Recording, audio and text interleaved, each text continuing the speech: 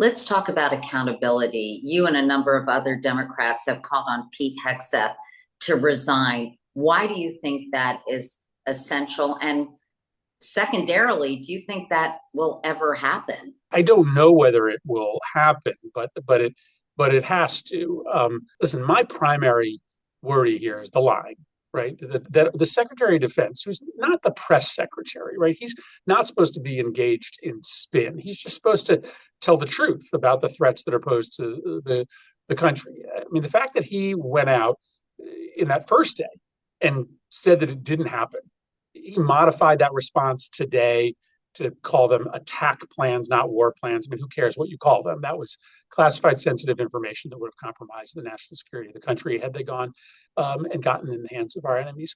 The fact that he's so cavalier about the truth, I think, disqualifies him to be Secretary of Defense. But we've also seen enough in the first few months to know that he's just not ready for the job, that his being at the leadership of the most powerful military in the world is going to lead to continuing levels of incompetence. Do I think he's going to be fired?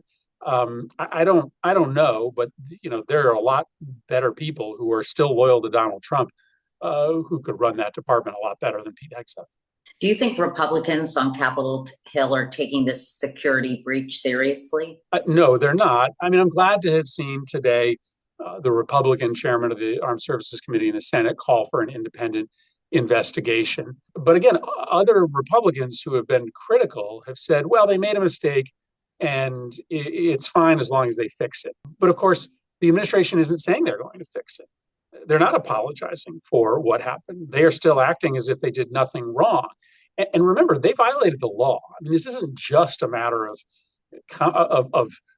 bad tactics. There are multiple laws that they violated. And so at some point, the Secretary of Defense has to be held accountable for the criminal laws that he violated, because the rule of law in this country only works if everybody is held to account, the powerful people and the people with no power. And that also seems pretty unrealistic today as well. It seems like the Department of Justice, which is controlled by the White House, would never bring charges against a friend of Donald Trump's.